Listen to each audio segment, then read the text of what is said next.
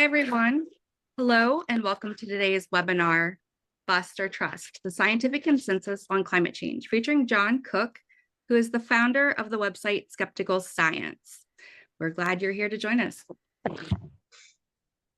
This webinar is presented by Republican.org.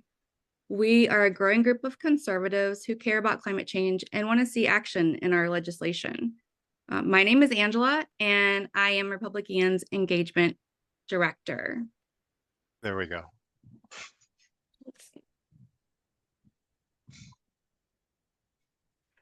So we're going to start off today's event with a presentation from John, and then we're going to have a Q&A session to give all of you a chance to ask John all of your burning questions. So for the Q&A, we ask that you raise your Zoom hand, and one of us from the Republican team will call on you.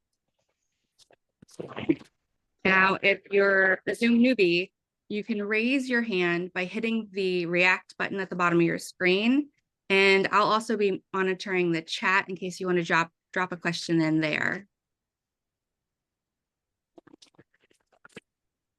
So without further ado, I'm going to turn the mic over to Republican's Executive Director and former Congressman Bob Inglis. Thank you. Thanks, Angela, and thank you all for joining us.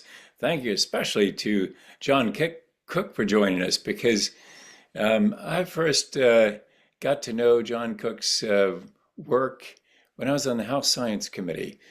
Somebody told me, yeah, if you really want credible information, what you need to do is go look at Skeptical Science.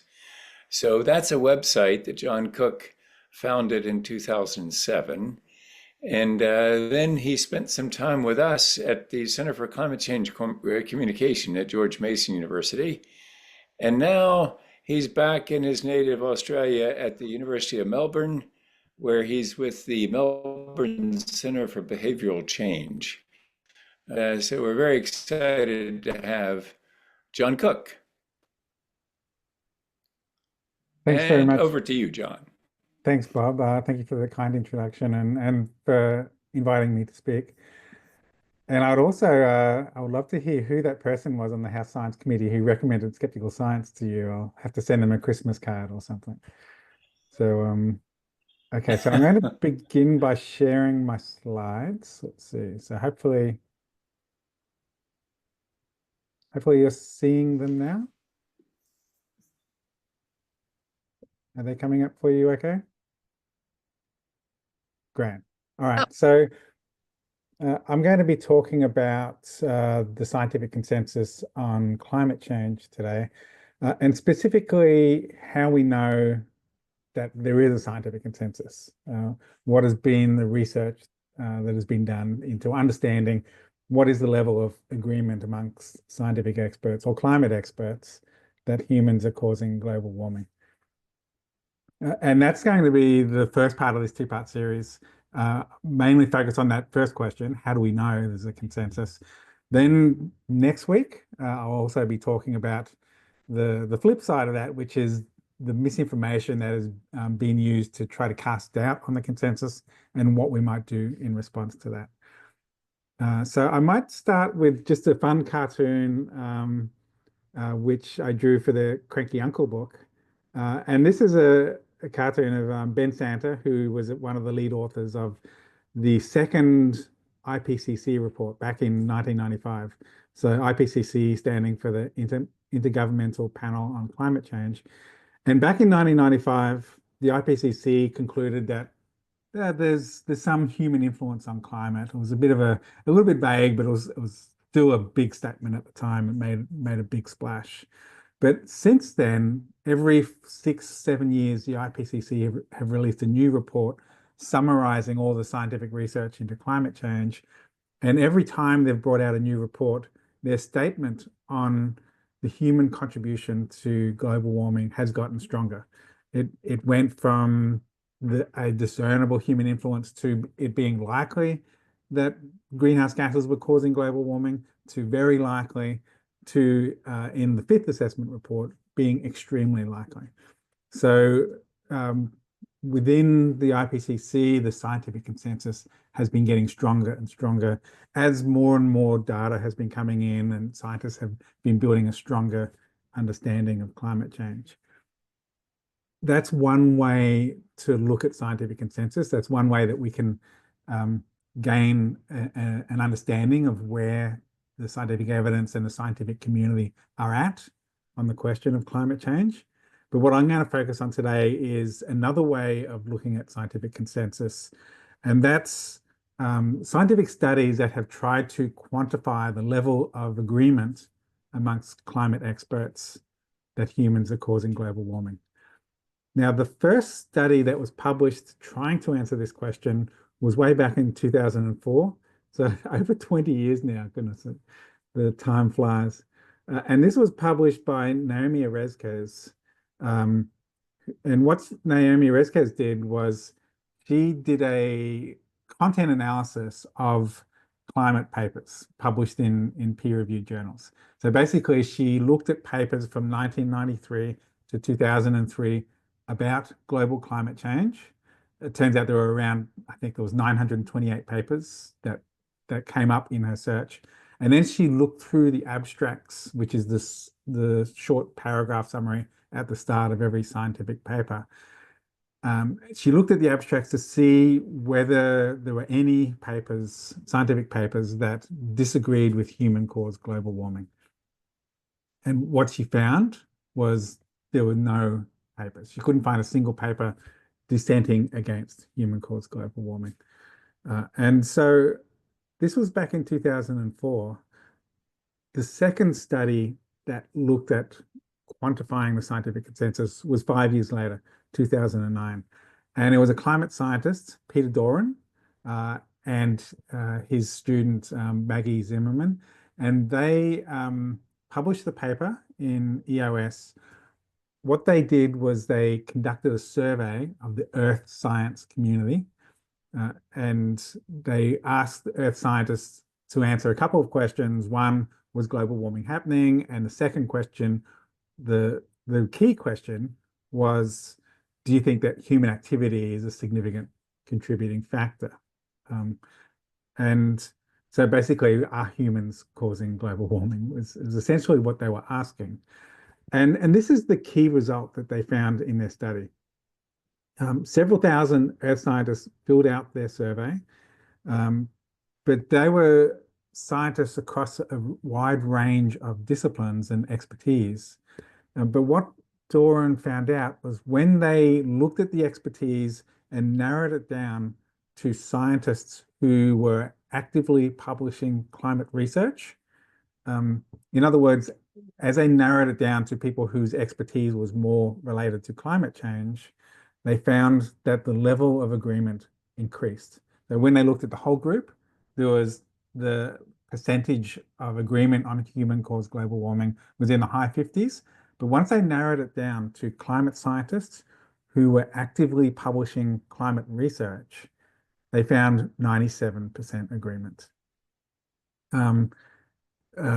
Also, sorry, I just noticed someone raised a hand. I think the idea was we'll probably save all the questions for at the end. Is that the idea, Angela? Yeah, we'll have the second half will be Q&A. So Jim, I saw you raised your hand. Just hold up till then. You'll be the first in line.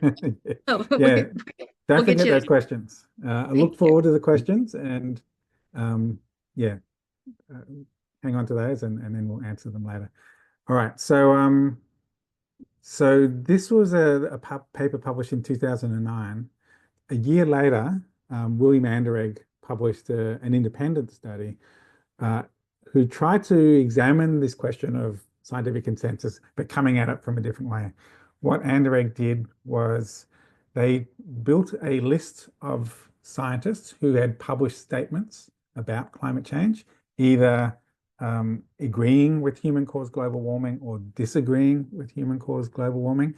And with this list of scientists, they basically grouped them into these two groups, and they use the terminology either convinced by the evidence or unconvinced by the evidence. Terminology I quite like.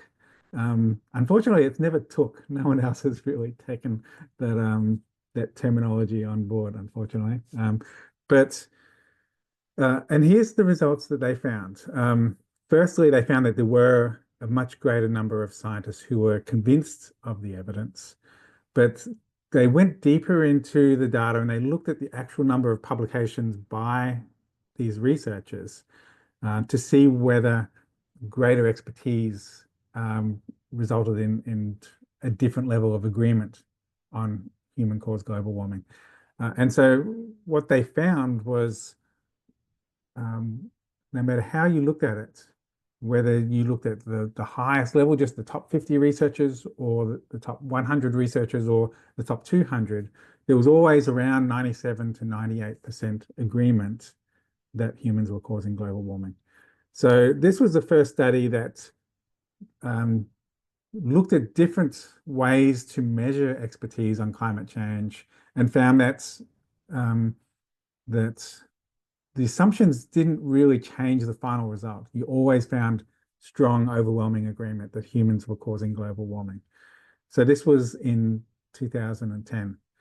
Now, a couple of years later, in 2013, I published a paper with a group from the Skeptical Science team. Most of them are academics working in earth science at universities around the world. And we basically were thinking that it had been nearly 10 years since Naomi Oreskes had published her consensus study, and we wanted to replicate her methodology, her approach, but do it in a larger scale. And so what we did was a similar thing to Naomi. We did a search for climate papers, but we did a bigger search. We searched for global warming and global climate change papers. We found about 12,000 papers over a 20-year period.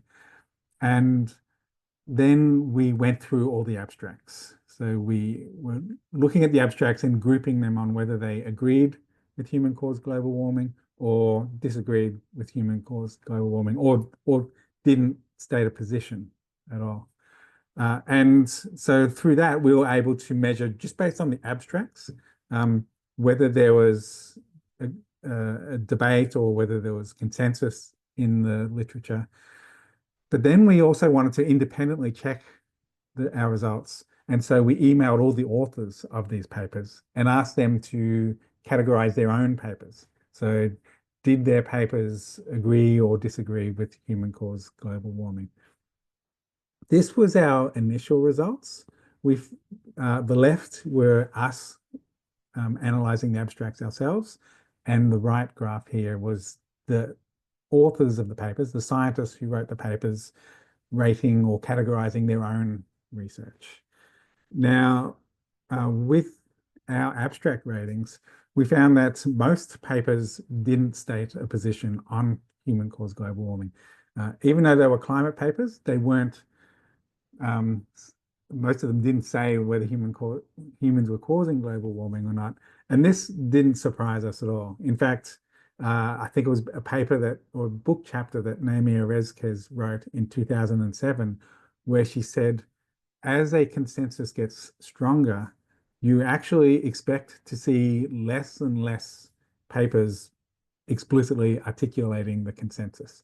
You don't see astronomy papers these days stating the Earth is revolving around the sun. The consensus position has become so strong that it's like stating the obvious. So over time, you do actually expect to see less and less of scientific papers stating established science. Really, what scientific research is about is pushing the boundaries of knowledge and focusing on the things that we're still trying to answer questions about, not something that has been answered and settled in the past. Now, but really what we were interested in was the question, is there an ongoing debate in the peer-reviewed literature about human-caused global warming? And if there was an ongoing debate, you would expect to see that amongst papers that stated a position on human-caused global warming, there should be parity between those that agreed and those that disagreed. Alternatively, if there was consensus, you should see an overwhelming number of papers agreeing with the consensus compared to the number of papers disagreeing with the consensus.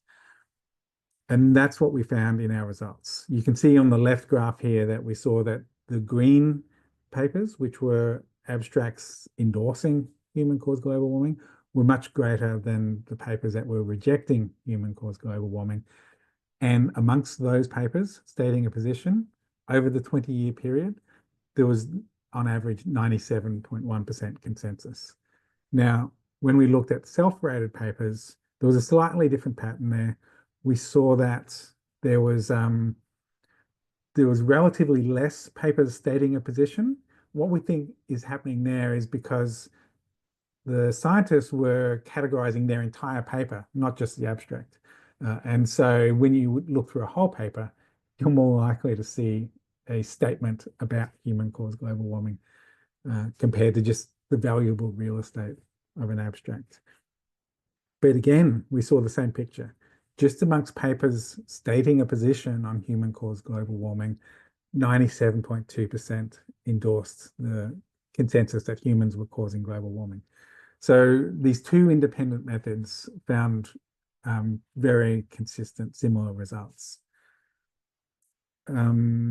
So what this graph shows was the level of consensus amongst papers stating a position on human-caused global warming from year to year. And we see that gradually over time, the consensus got stronger from around 97% back in the 90s to around around 98% by the end of our period, around 2012, I think, or 2011, I think was when our period ended. And so even though our paper is, and we did this ourselves, we characterized the paper as finding 97% consensus. If anything, that's kind of underestimating it because that's the average over 20 years. But really what's meaningful is what is the current consensus. And we found that at the end of our period, it's around 98% consensus. But I'm kind of splitting hairs, 97, 98, it's overwhelming agreement. And that's really the most important thing to know. Now, the day after our paper was published, I, living in Australia, woke up to the news that the President of the United States had tweeted about this research. Not something that happens very often to scientists, that their academic papers get tweeted by the President of the US. And I immediately thought, is that a big deal? That seems like it might be. I'm not sure. And it turns out that that tweet did lead to our research getting a lot of attention, a lot of media attention, a lot of social media attention, and then a lot of criticism as well from people who didn't like the results of our research. And I spoke to a lot of people about our studies, did a lot of interviews, and the thing that surprised me the most was how surprised other people were by our results. Because to me, it was not a very surprising result. We weren't the first paper to find 97% consensus, not even the second. We were just replicating the results from previous papers. And yet for a lot of the public, this was the first time that they had heard that there was overwhelming agreement on consensus. And so this really opened my eyes to not just the ivory tower bubble that us academics tend to live in, but more public perceptions about consensus. And it also led to other world leaders highlighting the consensus. At the Paris Climate Summit 2 years later, Prime Minister David Cameron mentioned it when all the world leaders got together and all gave these, I think it was like 4-minute speeches about climate change.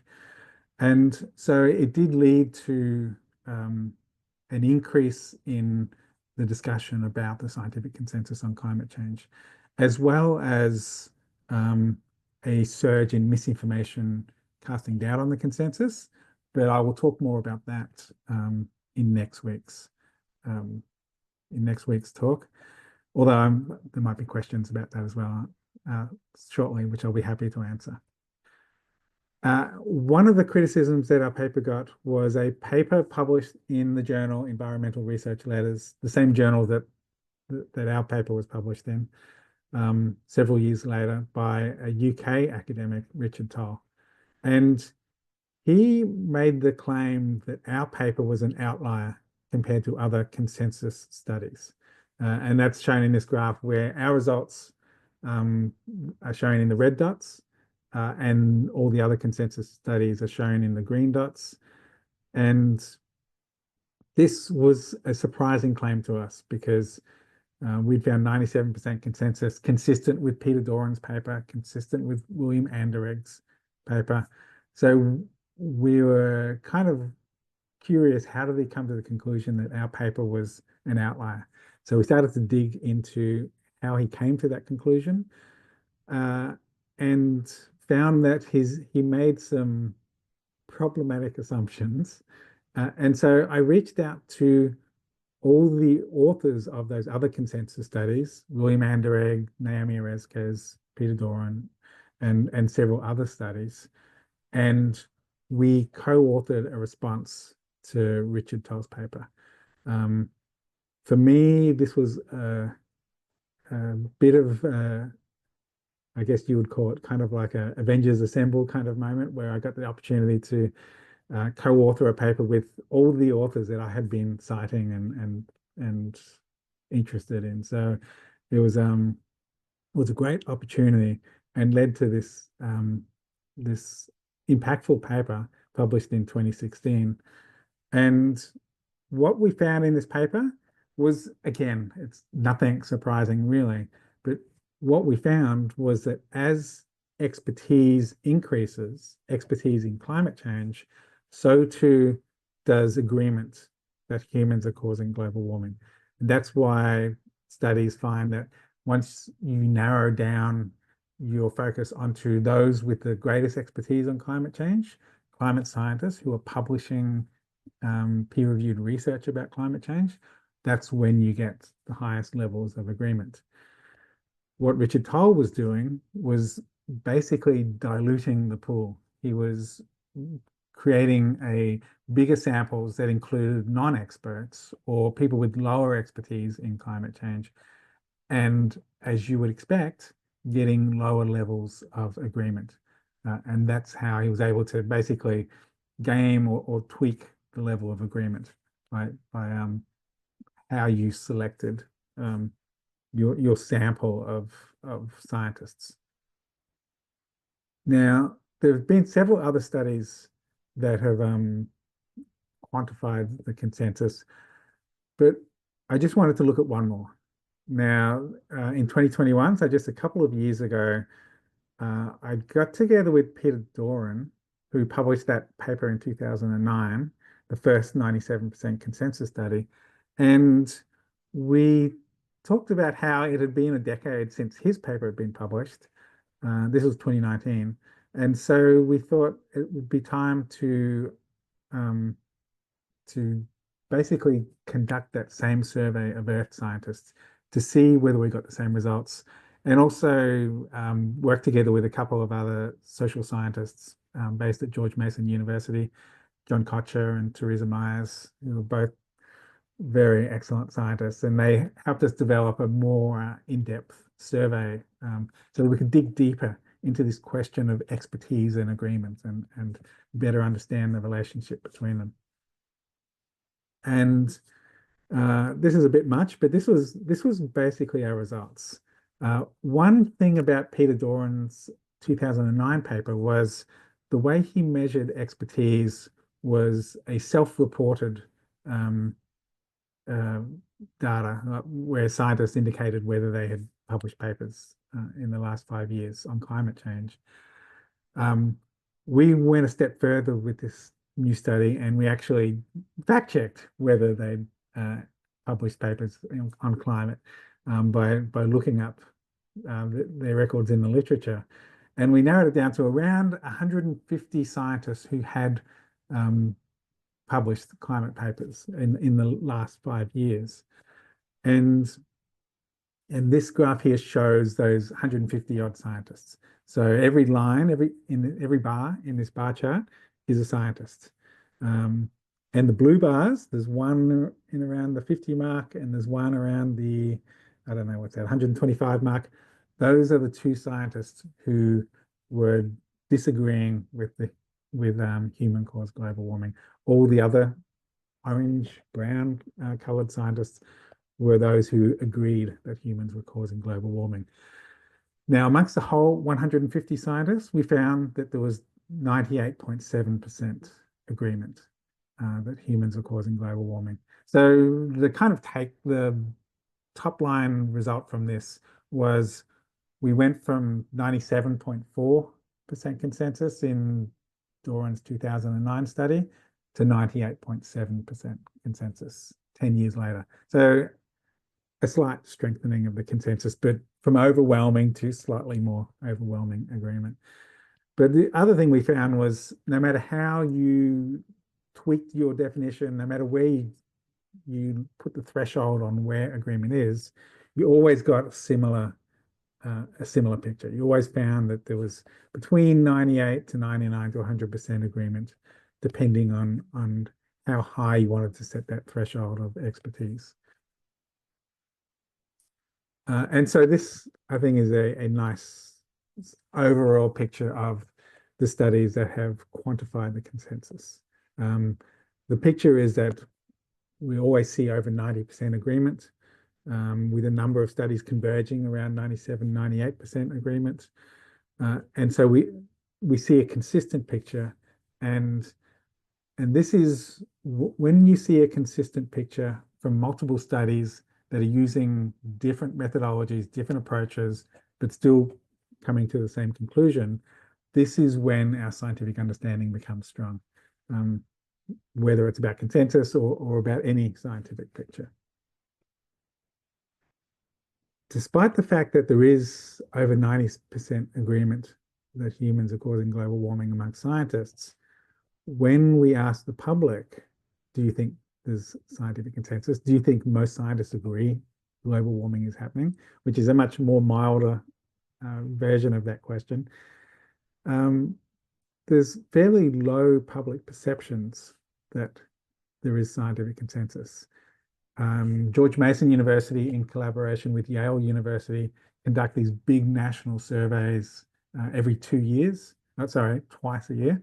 And this is the results to the question on whether people think that there's scientific agreement. Only 30 to 50% agree or have the perception that scientists do agree on that global warming is happening. The good news is it's getting stronger. The bad news is there's still a lot of room for improvement. Now, back in 2000 and let me just see, around 2011, I think, 2013, I collected some survey data during my PhD, which asked the same question. I asked participants, what percentage of climate scientists do you think agree that humans are causing global warming? And the average answer was around 50%. But so similar numbers to what the Yale George Mason surveys have found. But all of the public didn't answer the same. And in fact, what I found was, depending on what people's political ideology was, their answer differed. In other words, the more left-wing people were, the higher their perceived consensus, and the more right-wing or conservative people were, the lower their perceived consensus. But even no matter where you sat, there was still a big gap between public perception and the actual 97% scientific consensus. But what this data tells us is there are a number of contributing factors driving this consensus gap, this gap between public perception and the actual consensus. One of them is cultural bias or political bias. The fact that people's political backgrounds does have an impact on people's perceptions about climate change. And the other is either an information deficit, a lot of people just aren't aware that there's consensus, or misinformation surplus. People have been misinformed or confused about consensus. So there's these three different factors that are driving this consensus gap. And I'll delve more into why that is next week. So that's kind of the spoiler, or the not the spoiler, the teaser for next week's webinar, where we'll be going into the misinformation about consensus, what impact does misinformation have, and what are ways that we can respond to misinformation. Not just about consensus, I'll be using that as the example, but really the broader principles about how can we respond to misinformation. And the last thing I'll leave you with is this slide, which is URLs of all the papers that I've mentioned. So if you do want to go check them out, you can just type those short URLs and that'll take you straight to those papers, all of which I think are open access. So hopefully none of them are hidden behind paywalls. So I might leave that up for a little bit while we answer questions, and thank you very much. Happy to answer any questions that you might have.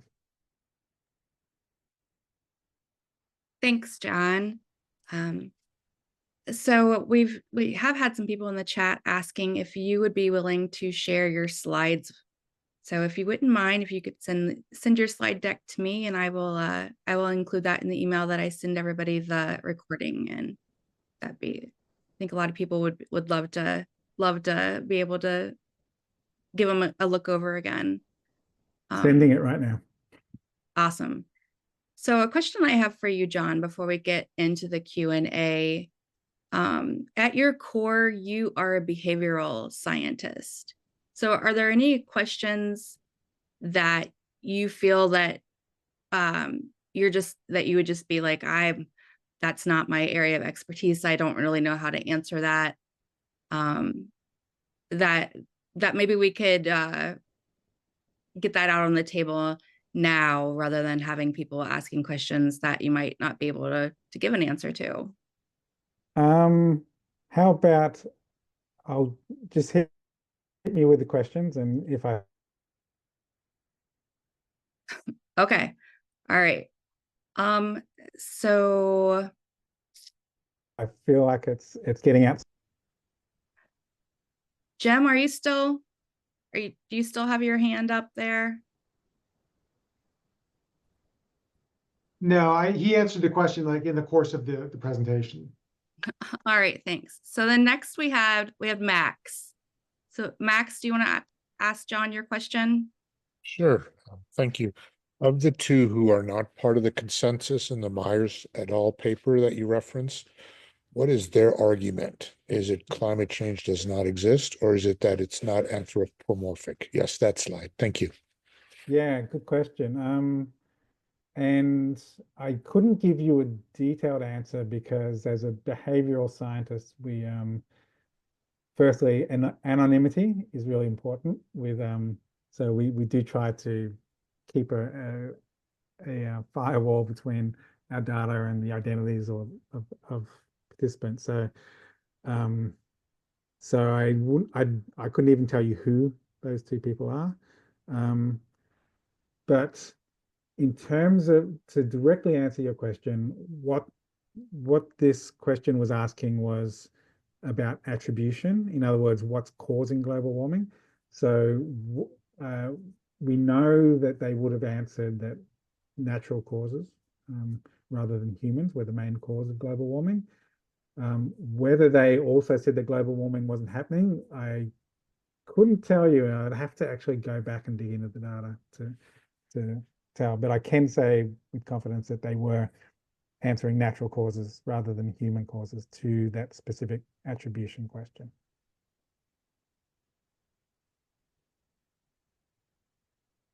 Larry, let's hear your question. Okay, thanks, John. I really admire all the work you've been doing.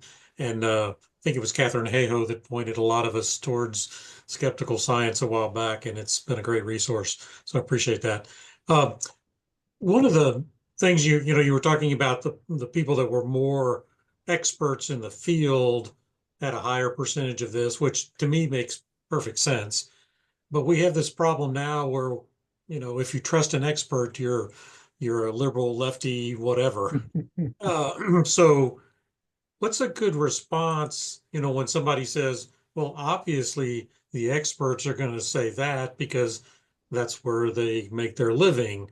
What's a good constructive response to counter that kind of narrative, if you have one? Thanks.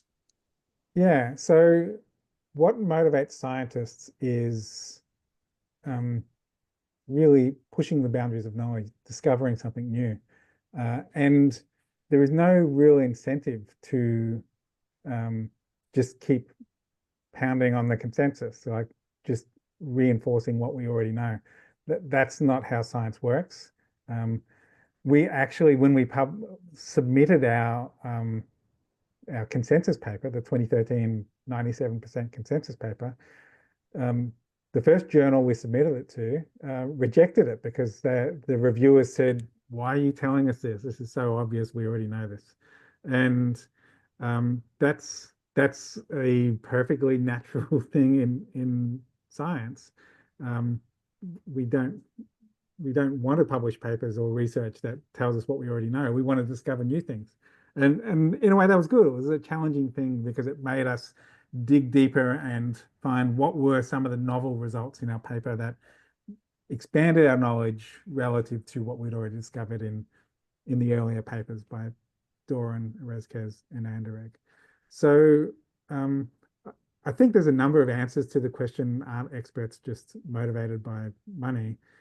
But ultimately, I think that's probably the structural answer, that science is motivated by discovering new things, and you only publish when you discover new things. So if a scientist could prove that humans weren't causing global warming, if a scientist could publish research that debunked the consensus, they would be huge. They would be famous. Their paper would be highly cited, and it would be a career builder. So that's the real motive. Okay, thanks. Appreciate it. Frank, let's hear from you. Okay, thanks, Angela. Here in Northern Colorado, we have a local discussion group that is primarily comprised of people who want to see action on climate change. And the topic for this coming period is going to be, is the progressive language that we sometimes use so off-putting that it immediately shuts down all communication with people who are not like-minded, that climate change is a problem and needs to be addressed. And, from my side, I find it very difficult to think how I would communicate with someone who denies that climate change is real. And what language would I use that would be helpful in communicating to this person when the basic facts that I believe are true, they believe are a lie? Perhaps this is more a topic for next week's webinar, but I do think it is a striking problem in the division between us. If experts can't be trusted, well, then what is the answer when the supposition is that climate change isn't real? So how do you confront that? That's it. Thank you. Yeah, I mean, those are really good questions, and I think you're totally right. When we communicate about climate change, we have to be very considerate of our audience and communicating in a way that resonates with them. So it is either ineffective or even counterproductive to communicate in a way that alienates their values. And I think Bob and Republican in general is much more of an expert in this than I am. So yes, communicating in a way that resonates with the values of your audience is important. And I will say something about expertise as well. Like, there is an increasing distrust in experts, which is a bit concerning in society. That said, climate scientists are still the most trusted source of information about climate change. And so they still matter. Climate scientists have a role to play, and talking about scientific expertise and scientific consensus is still important. And there has been a lot of psychological research finding that the scientific consensus on climate change is what researchers call a gateway belief, meaning when you communicate the consensus and people become more aware that there is scientific agreement, that has a flow-on effect to a range of other beliefs about climate change, such as whether climate change is real and caused by humans, and most importantly, whether we should do something about it. So communicating the scientific consensus and debunking the myth that there's no agreement is still important, and they still are the most trusted source, despite the fact that we have seen eroding trust in scientists.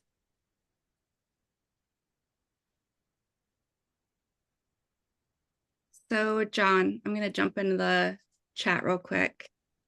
Alex was asking, when she talks to conservatives, they rarely want to discuss climate change because folks don't believe that it's human caused. She's out west in Montana, and she's wondering if there is a really good resource to point them to. Is there a short paper, a chart, a film, something that she can share with people that could possibly have an effect on their belief? It's a good question. I'm almost hesitant because I feel like Bob probably could answer this question better than I could, especially talking to he would know what resource would be the most resonant. So I think I have the answer here. You just need to have Bob come out and talk to them. Yeah, that's right. Right? You just have to have Bob go out and talk to everybody. That's the goal there. Once I think it was after the year of living dangerously, not there was that documentary that came out and Katherine Hayhoe was in it. And afterwards I posted on social media that really the one technology we need to solve climate change is a cloning machine so that we can clone Katherine Hayhoe. And I think that would also apply to Bob Inglis. Like clone thousands of them and send them out, and it would be problem solved. Jim, did you have another question? Yeah. What's the subject matter for next week's presentation? That's my first part of the question. I'm going to talk about three things. Firstly, what is the misinformation targeting the scientific consensus? What does it look like? Secondly, what impact does misinformation have on people's perceptions and attitudes about climate change and other attitudes and behaviors? And thirdly, what are ways that we can counter misinformation? So it's really, what is the problem and how do we solve it? The misinformation problem. But the second thing I was going to say, I ran for Congress here in Colorado in the 7th district, or tried to anyway, a year ago for the 24 cycle, as a Republican in the 7th district, which has had a Democratic incumbent for the last 9 cycles. And I told the voters and the Republican voters in that district, we got to make some changes if we're going to win districts like this. And one of the issues was on this. And I got to tell you, I was absolutely shocked by how harsh and how strident the attitudes against it were. It's almost like I could go tell these people that I would want to trans their kids, and they'd be more okay with that than doing something about global warming. It was that tribal view. It was like, well, we don't believe it. And I would, to a couple of audiences, I cut out from the Wall Street Journal a a story that they had about a year ago that said 2023 was the hottest year on record. NOAA said so, NASA said so, Copernicus said so. I'd hold it up and say, look, I mean, this is one of those issues where you're not going to be able to deny this for much longer. And it was like, why? We don't believe that. We don't believe that. And so, it's become so tribal that the only way around it, you talk about countering misinformation. I think the only way around it is to get some high profile people that are part of the conservative movement who come out and say, you got to stop this. It's real. It's going to happen. And we've got to get off of this. It isn't happening. Or if it is happening, there's nothing we can do about it, or it's too expensive to fix it. I think you're going to have to get some insiders, some trusted people to change their views and go public. And short of that, like somebody said, is there a good resource to convince people? It's like, I'm thinking to myself, no, there's not. Trust me. I mean, I would go and hold up my little Wall Street Journal, and people in the back of the room would say, well, Janie over here is an engineer. She did a paper 20 years ago. It's you have objections like that.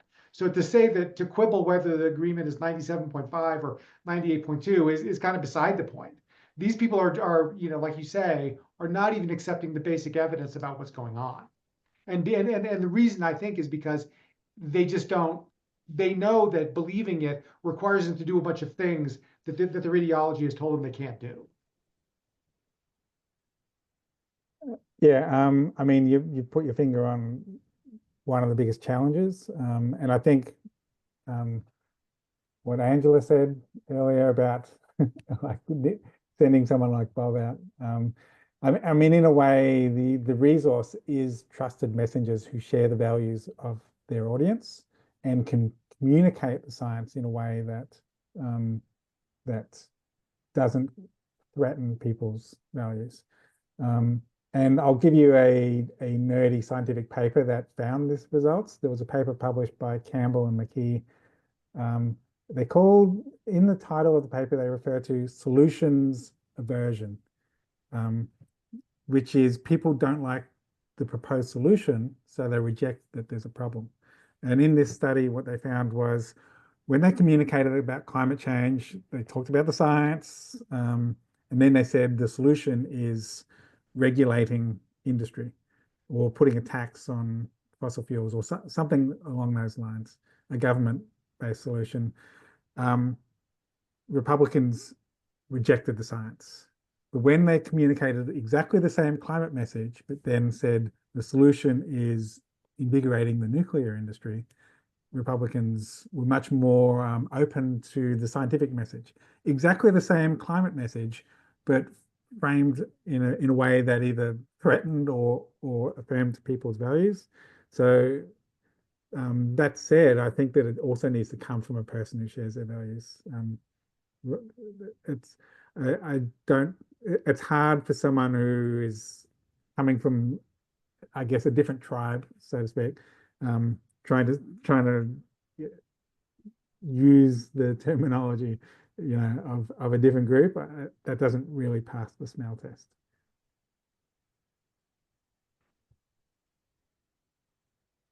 Bill, let's hear from you. Yes, Mr. Cook. Yes, I've watched or read Skeptical Science for years now, and I think it's very good that the beginners and moderate and advanced. That's a great way to look at this.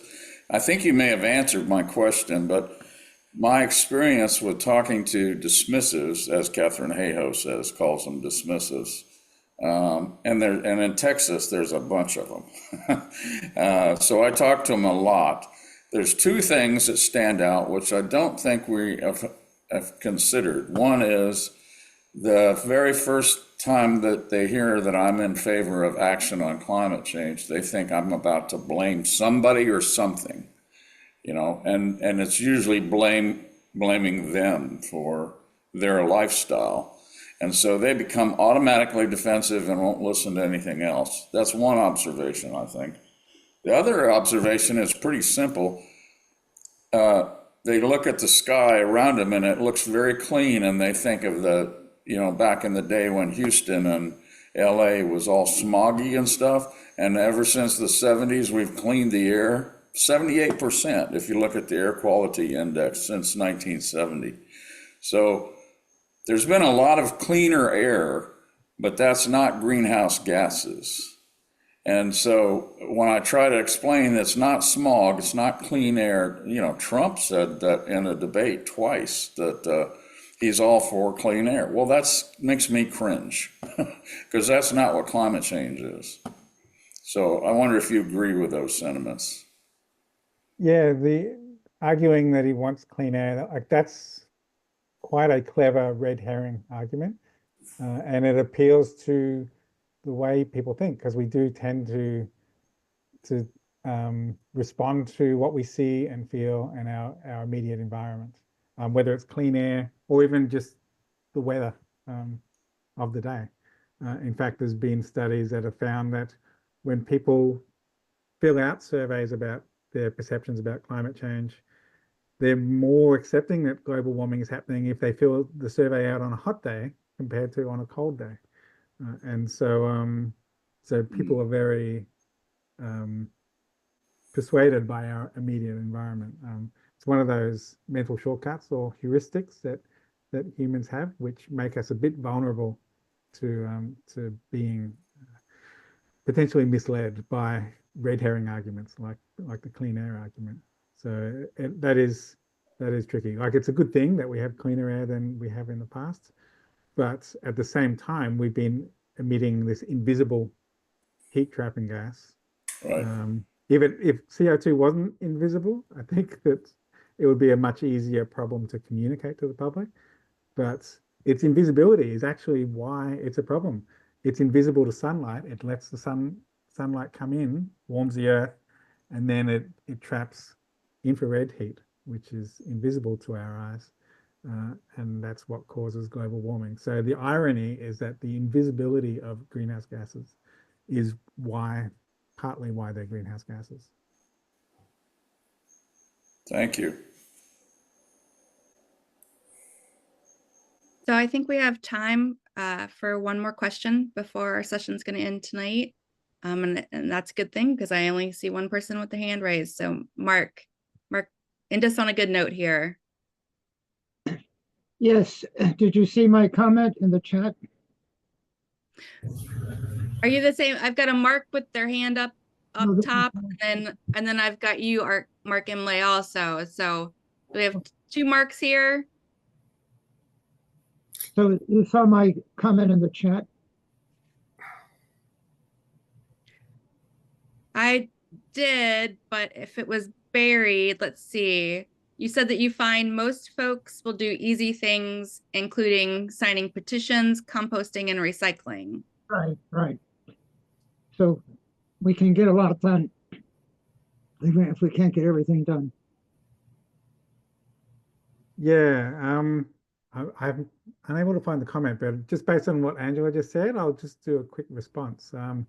Yeah, in the psychological research, there's this thing called single action bias, where there's a problem and there's a bunch of different things we can do. If we do one thing, often the easiest thing, then we're less likely to do other things, the more difficult things. And that can be a problem when we need to do a lot of things to adequately solve climate change. But I will say that there is one thing that we can do that's more important, I think, than any other thing in terms of solving climate change. Back when I was working at the University of Queensland, I interviewed a lot of climate experts and asked them, when people ask you, what can I do about climate change? How do you answer it? And I got a lot of different answers from all these different climate experts, but really there was two types of answers. There was the walk the walk type answers, like actions they could do, reduce their carbon footprint, commute or eat less meat or change their light bulbs, etc. Or there were the talk the talk actions, which was talking about climate change and getting out and protesting or writing a letter to their elected official, collective action type actions. And it turns out that the one thing we can do that will make an impact on climate change more than anything is these second types of actions, because reducing our own carbon footprints can only get us so far. But ultimately, to adequately solve climate change, we need to transform the way that we use energy. And we can only do that through social momentum, which leads to political momentum. We achieve social momentum by opening our mouths and talking about climate change.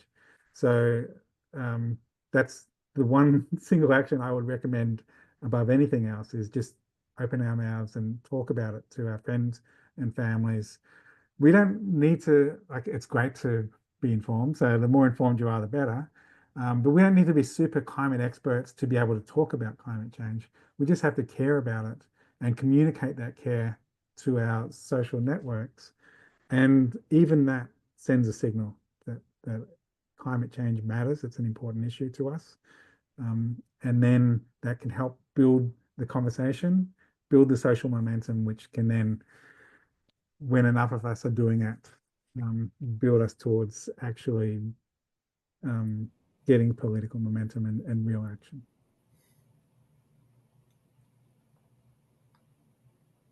Well, thank you, John. I hope everybody has enjoyed our session this evening and that you will join us for next week's session 2. There's just the scientific consensus is such a sort of a complicated big thing to talk about that John suggested that we do it in a 2-parter. So this has been our first 2-parter webinar that we have ever done. So I hope everybody here will join us next week. I'll be sending out an email tomorrow to everybody that has John's slides, that has a recording of tonight's video, and any other pertinent information that we may have discussed that I can share and give you guys more resources for. In the meantime, John, I have a feeling I know the answer to this, but if people want to know more information, where do they go?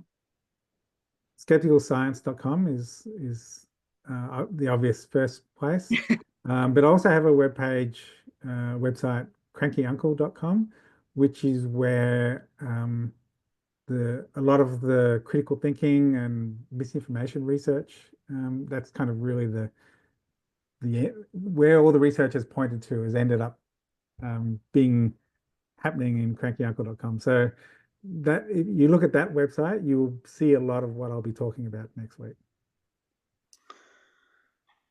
All right, great. Thanks so much, John. Really great to be with you. Thanks for joining us from down under too, where it's a different time zone than we are. So thank you. Coming to you from the future. Yep. Everybody have a good night. Thank you. Yeah.